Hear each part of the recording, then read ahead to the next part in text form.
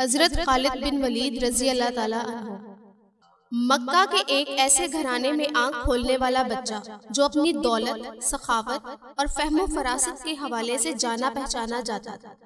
اس بچے کے والد ولید کا شمار مکہ کے ممتاز افراد میں ہوتا تھا۔ وہ مکہ سے طائف تک پھیلے ہوئے بے شمار باغات کے مالک تھے۔ اہل مکہ انہیں العدل اور الوحید کے القابات سے پکارتے تھے۔ وہ عرب کا پہلا شخص تھا جس نے چوری کی سزا میں ہاتھ کاٹنے کی تجویز پیش کی، جو بعد ازاں اسلامی نظام میں بھی شامل ہوئی۔ فوجی مہارت میں بھی ولید کا جواب نہ تھا۔ یوں اس بچے کو دولت اور مذکورہ خوبیوں کا سرمایہ ورثے میں ملا۔ بچے نے بڑے شاہانہ انداز میں پرورش پائی۔ اس کے باوجود اسے مردانہ کھیلوں اور فنون حرب و ضرب سیکھنے کا جنون تھا۔ اس نے گھڑ سواری، شمشیر زنی اور تیر اندازی بچپن میں ہی سیکھ لی تھی۔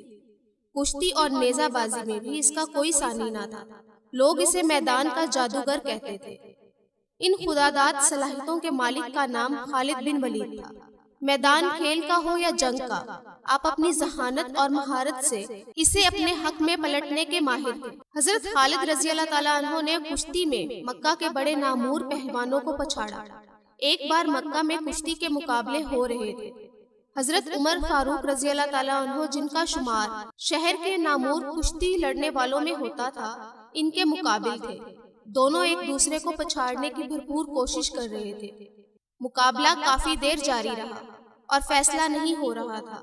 اچانک حضرت خالد رضی اللہ تعالیٰ عنہ کا داؤ چل گیا اور انہوں نے اپنے ماموں زاد حضرت عمر فاروق رضی اللہ تعالیٰ عنہ کو اٹھا کر پٹکا، جس سے حضرت عمر فاروق رضی اللہ تعالیٰ عنہ کی پنڈلی کی ہڈی ٹوٹ گئی اور میدان حضرت خالد رضی اللہ تعالیٰ عنہ کے ہاتھ میں رہا۔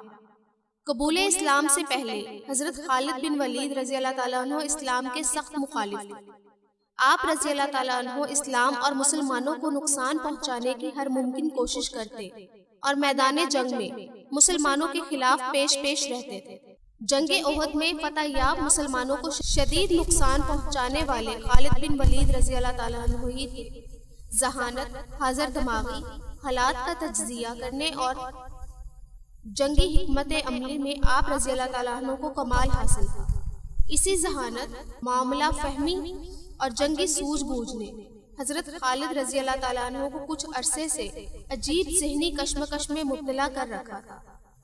اس کی سوچ کا محور اسلام کی ہر روز بڑھتی ہوئی طاقت تھی۔ حضرت خالد رضی اللہ تعالیٰ عنہ سوچ رہے تھے کہ اب تک اسلام کے مخالفین نے مسلمانوں کو میدان جنگ میں 28 بار للکارا ہے، لیکن اپنی تمام تر عددی برتری اور جنگی ساز و سامان کے باوجود ذلت اٹھائی۔ کبھی آپ رضی اللہ تعالیٰ عنہ کے ذہن میں جنگ کے بدر کا نقشہ پھرنے لگتا، جب معمولی ہتھیاروں سے لیس 313 مسلمانوں نے ابو جہل کے لشکر کو شکست فاش سے ہمکنار کیا تھا۔ کبھی جنگ احد میں مسلمانوں کی ثابت قدمی اور جانثاری آپ رضی اللہ تعالیٰ عنہ کی آنکھوں میں پھرنے لگتی، تو کبھی حضرت خالد رضی اللہ تعالیٰ عنہ چشم تصور سے مکہ کے ناقابل شکست پہلوان اذکار کو رسول اللہ صلی اللہ علیہ وآلہ وسلم کے ہاتھوں خاک چاٹتے ہوئے دیکھتے۔ آپ رضی اللہ تعالیٰ عنہ کا ذہن اور تجربہ بے سر و سامان مسلمانوں کی ان عظیم فتوحات کو سمجھنے سے قاصر تھا۔ کبھی کبھی آپ رضی اللہ تعالیٰ عنہ سوچتے کہ کیا مسلمانوں کے ساتھ کوئی غیبی طاقت ہے؟ کیا محمد صلی اللہ علیہ وآلہ وسلم واقعی اللہ کے رسول ہیں؟ اسی کشمکش میں کئی ماہ گزر گئے۔ صلح حدیبیہ کو 1 برس بیت چکا تھا۔ معاہدے کے مطابق رسول اللہ صلی اللہ علیہ وآلہ وسلم اپنے جانثاروں کے ساتھ عمرہ کے لیے مکہ میں داخل ہوئے۔ حضرت خالد بن ولید رضی اللہ تعالیٰ عنہ الجھے ذہن کے ساتھ مکہ سے نکل گئے تاکہ وہ شہر میں مسلمانوں کے داخلے کا منظر نہ دیکھ سکے۔ مکہ میں 3 روز قیام کے دوران نبی پاک صلی اللہ علیہ وآلہ وسلم نے خالد بن ولید رضی اللہ تعالیٰ عنہ کے بھائی ولید سے فرمایا، افسوس خالد میرے پاس نہیں آیا، اگر وہ آتا تو ہم اس کا پرتپاک خیر مقدم کرتے۔ خالد جیسے شخص کو اسلام سے دور نہیں رہنا چاہیے۔ ایک دوسری روایت کے مطابق رسول اللہ صلی اللہ علیہ وآلہ وسلم نے خالد بن ولید کے قبول اسلام کے لیے دعا فرمائی تھی۔ حضرت ولید رضی اللہ تعالیٰ عنہ نے اپنے بھائی کو بہت ڈھونڈا، لیکن ان کا کچھ پتہ نہ چلا۔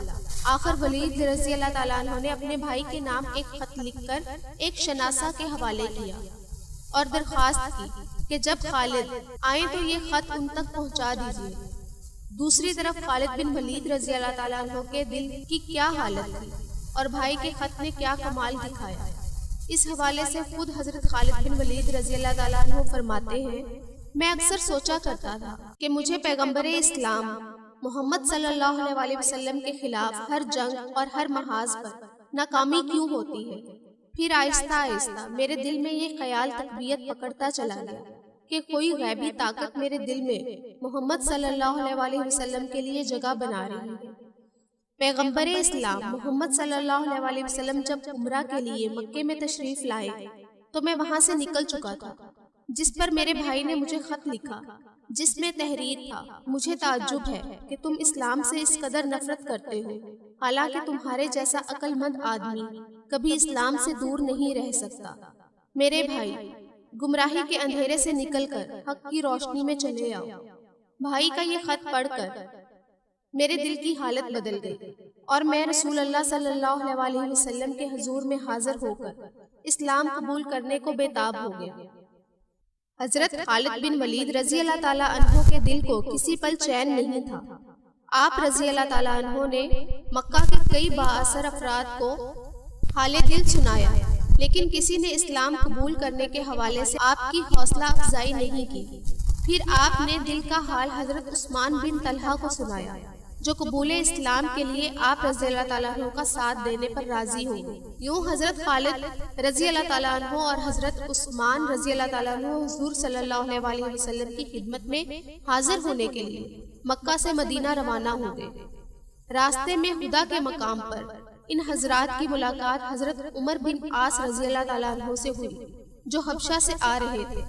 انہوں نے حضرت خالد بن ولید رضی اللہ تعالیٰ عنہ سے پوچھا، ابو سلیمان کہاں کا ارادہ ہے؟ حضرت خالد بن ولید رضی اللہ تعالیٰ عنہ نے فرمایا کہ وہ قبول اسلام کے ارادے سے مدینہ جا رہے ہیں۔ حضرت عمر بن عاص نے بتایا کہ وہ بھی یہی ارادہ رکھتے ہیں۔ 31 مئی 628 عیسوی کا دن اسلامی تاریخ میں بے حد اہمیت رکھتا ہے۔ اس دن اسلام کے دو عظیم جرنیل حضرت خالد بن ولید رضی اللہ تعالیٰ عنہ اور حضرت عمر بن عاص رضی اللہ تعالیٰ عنہ عثمان بن طلحہ رضی اللہ تعالیٰ عنہ کے ساتھ مدینہ منورہ میں داخل ہوئے۔ سب سے آگے حضرت خالد بن ولید رضی اللہ تعالیٰ عنہ، ان کے پیچھے عمر بن عاص اور ان کے بعد عثمان بن طلحہ تھے۔ حضور کریم صلی اللہ علیہ وسلم نے انہیں دور سے آتے دیکھا تو تبسم فرمایا اور اس وقت تک مسکراتے رہے جب تک یہ تینوں حضرات آپ صلی اللہ علیہ وسلم کے پاس نہیں پہنچ گئے۔ انہوں نے آ کر خدمت اقدس میں سلام عرض کیا اور کلمہ پڑھ کر مسلمان ہو گئے۔ صلح حدیبیہ کے بعد رسول اللہ صلی اللہ علیہ وسلم نے دعوت و تبلیغ کا دائرہ عرب کے دور دراز علاقوں اور دیگر ممالک تک بڑھانے کا فیصلہ کیا۔ چنانچہ نبی پاک صلی اللہ علیہ وسلم نے کئی صحابہ کرام رضی اللہ تعالیٰ عنہ کو اسلام کے دعوت نامے دے کر غیر مسلم عرب رئیسوں اور پڑوسی بادشاہوں کی طرف روانہ کیا۔ اسی سلسلے میں ایک خط حضرت حارث بن عمیر ازدی رضی اللہ تعالیٰ عنہ کے ہاتھ بصرہ کے عیسائی حاکم حارث بن شمر غصائی کو بھی بھجوایا گیا۔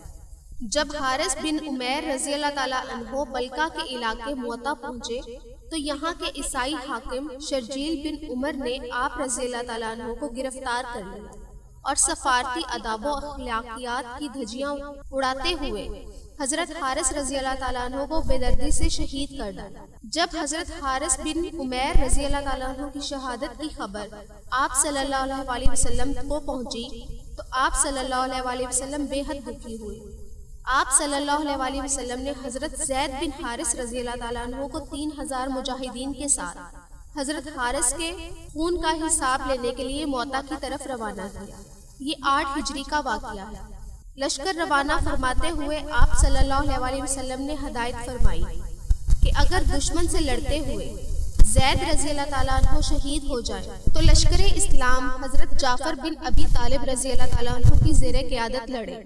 اگر حضرت جعفر رضی اللہ تعالیٰ عنہ بھی راہ اللہ میں جہاد کرتے ہوئے جام شہادت نوش کر لیں تو اسلامی فوج کی قیادت حضرت عبداللہ بن رواحہ رضی اللہ تعالیٰ عنہ سنبھالیں۔ اگر وہ بھی خالق حقیقی سے جا ملے تو مسلمان جس کو چاہے سلارے لشکر چن لے۔ شرجیل بن عمر غسانی کو جب اسلامی فوج روانہ ہونے کی اطلاع ملی تو اس نے زور و شور سے جنگی تیاریاں شروع کر دی۔ ساتھ ہی روم کے بادشاہ سے مدد طلب کی جو اتفاق سے ایک بڑے لشکر کے ساتھ اسی علاقے میں موجود تھا۔ شہنشاہ روم نے 1,00,000 فوجی شرجیل کو مدد کے لیے بھیج دیے۔ اسلامی لشکر جب موتا کے قریب پہنچا تو اسے دشمن کی اتنی بڑی تعداد اور وسیع پیمانے پر جنگی تیاریوں کا پتہ چلا۔ صورتحال کی سنگینی کو دیکھتے ہوئے بعض اصحاب رضی اللہ تعالیٰ عنہ نے مشورہ دیا کہ نبی پاک صلی اللہ علیہ وسلم کو حالات سے آگاہ کر کے مدینہ سے امداد کی درخواست کی جائے۔ اس موقع پر حضرت عبداللہ بن رواحہ رضی اللہ تعالیٰ عنہ نے مسلمانوں کو مخاطب کر کے کہا، اے لوگو، ہمیں دشمن کی تعداد کی کیا پرواہ، ہماری تو دلی خواہش ہے کہ اللہ کے دین کی خاطر اپنی جانیں قربان کر دے اور شہادت کا درجہ پائیں۔ ہمارا بھروسہ تو صرف اللہ پر ہے، اٹھو اللہ کا نام لو اور 2 کامیابیوں فتح یا شہادت میں سے ایک حاصل کر لو۔ حضرت عبداللہ بن رواحہ رضی اللہ تعالیٰ عنہ کی تقریر سن کر مجاہدین دشمن پر ٹوٹ پڑے۔ آسمان حیران تھا اور دنیا کی عسکری تاریخ پریشان تھی۔ ایک طرف 3,000 مسلمان تھے اور دوسری طرف بہترین جنگی ساز و سامان سے لیس 1,25,000 سے اوپر رومی اور عرب عیسائی فوجیوں کا ہجوم غفیر تھا۔ مجاہدین کافروں کے لشکر پر اس شدت اور بہادری سے جھپٹے کہ دشمن کی صفیں الٹ کر رکھ دی۔ سالارے لشکر حضرت زید بن حارث رضی اللہ تعالیٰ عنہ دشمن کو ختم کرتے ہوئے ان کی صفوں میں دور تک چلے گئے۔ آخر بے شمار کافر سپاہیوں نے انہیں گھیر لیا، لیکن اللہ کے اس سپاہی نے جام شہادت نوش کرنے سے پہلے دشمن کی لاشوں کے ڈھیر لگا دیے۔ اسلامی فوج کی قیادت حضرت جعفر بن ابی طالب رضی اللہ تعالیٰ عنہ نے سنبھالی۔ آپ رضی اللہ تعالیٰ عنہ نے ایک ہی حملے میں سینکڑوں دشمنوں کو ہلاک کر دیا، مگر مشکل یہ تھی کہ کفار کی تعداد بہت زیادہ تھی۔ ان کا ایک سپاہی مرتا تو اس کی جگہ 10 تازہ دم سپاہی مقابلے میں آ جاتے۔ حضرت جعفر رضی اللہ تعالیٰ عنہ جرت اور بہادری کی نئی تاریخ رقم کر رہے تھے۔ ایک دشمن نے اچانک سے حملہ کر کے آپ کا دایاں بازو شہید کر دیا۔ آپ نے تلوار بائیں بازو میں سنبھال لی اور اسی جوش و جذبے کے ساتھ لڑتے رہے۔ حضرت جعفر رضی اللہ تعالیٰ عنہ کو ایک بازو سے لڑتے دیکھ کر دشمنوں کی ہمت بڑھی اور انہوں نے آپ رضی اللہ تعالیٰ عنہ کو گھیرے میں لے کر ان کا دوسرا بازو بھی شہید کر دیا۔ پھر اس مرد مجاہد پر بیک وقت کئی بار ہوئے اور آپ کی آرزوئے شہادت بھی پوری ہوئی۔ حضرت جعفر رضی اللہ تعالیٰ عنہ کی شہادت کے بعد حضرت عبداللہ بن رواحہ نے اسلامی لشکر کی کمان سنبھالی۔ آپ رضی اللہ تعالیٰ عنہ نے قیادت سنبھالتے ہی دشمن پر ایسے غضبناک وار کیے کہ جو سامنے آیا جان سے ہاتھ دھو بیٹھا۔ دشمن آپ رضی اللہ تعالیٰ عنہ کا غیظ و غضب دیکھ کر دور سے تیر و نیزہ اور برچھیوں سے وار کرنے لگا۔ اسی دوران ایک کافر کی پھینکی ہوئی برچھی آپ رضی اللہ تعالیٰ عنہ کے سینے میں لگی اور یوں اسلامی لشکر کا تیسرا سپہ سالار بھی رتبہ شہادت پر فائز ہوا۔ اب اللہ کے سپاہیوں نے بنی مخزوم کے نامی گرامی بہادر اور فنون حرب و ضرب کے ماہر حضرت خالد بن ولید رضی اللہ تعالیٰ عنہ کو امیر لشکر چن لیا۔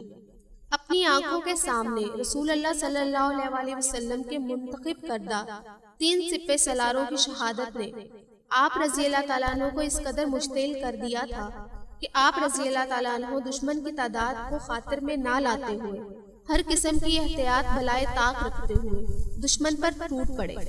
دشمن جائے پناہ ڈھونڈنے لگا، جو سامنے آیا جان سے گیا۔ آپ رضی اللہ تعالیٰ عنہ کے غیظ و غضب، زور بازو اور حملے کی شدت کا اندازہ اس بات سے لگایا جا سکتا تھا کہ آپ رضی اللہ تعالیٰ عنہ نے اس روز لڑتے لڑتے دشمن پر 9 تلواریں توڑ دی۔ 10ویں تلوار نے اس روز لڑائی کے اختتام پر آپ رضی اللہ تعالیٰ عنہ کا ساتھ نبھایا۔ اگلے روز حضرت خالد بن ولید رضی اللہ تعالیٰ عنہ نے ایک حیرت انگیز جنگی چال چلی۔ ایک روز قبل جو مجاہدین اگلی صفوں میں لڑ رہے تھے انہیں پیچھے لے گئے، دونوں بازوؤں پر لڑنے والے سپاہیوں کو بھی باہم بدل دیا۔ اس سے ایک فائدہ تو یہ ہوا کہ سامنے کے تازہ دم مجاہدین نے دشمن پر بڑا ہی زوردار حملہ کیا۔ دوسرا، نئے چہرے اور ان کا جوش ولولہ دیکھ کر دشمن سمجھا کہ مسلمانوں کو تازہ دم فوجی دستوں کی کمک پہنچ چکی ہے۔ یہ سوچ کر رومیوں اور عیسائیوں کے چھکے چھوٹ گئے۔ اسی دوران دائیں پہلو کے سالار قطبہ بن قتادہ رضی اللہ تعالیٰ عنہ نے داد شجاعت دیتے ہوئے دشمن کے قلب میں جا گھسے اور دیکھتے ہی دیکھتے دشمن فوج کے سپہ سالار کو مار گرایا، جس سے دشمن کا رہا سہا حوصلہ بھی جاتا رہا اور وہ گھبرا کر پسپا ہو گئے۔ ادھر موتا کے مقام پر تاریخ عالم کی حیرت انگیز جنگ جاری تھی۔ ادھر مدینہ منورہ میں رسول اللہ صلی اللہ علیہ وسلم چند اصحاب رضی اللہ تعالیٰ عنہ کے ساتھ مسجد نبوی میں تشریف فرما تھے۔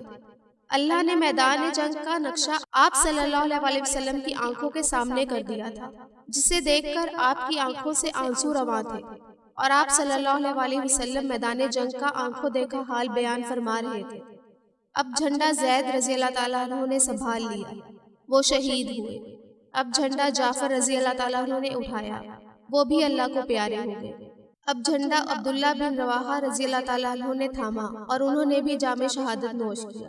آپ صلی اللہ علیہ وسلم ایک لمحہ کو رکے اور پھر فرمایا، اب جھنڈا اٹھایا اللہ کی تلواروں میں سے ایک تلوار نے، اور اس کو فتح حاصل ہوئی۔ اس کے بعد آپ صلی اللہ علیہ وسلم نے اپنے ہاتھ دعا کے لیے اٹھا دیے اور اللہ کے حضور یوں دعا فرمائی، اے اللہ، خالق تیری تلوار ہے، اسے ہمیشہ فاتح رکھنا۔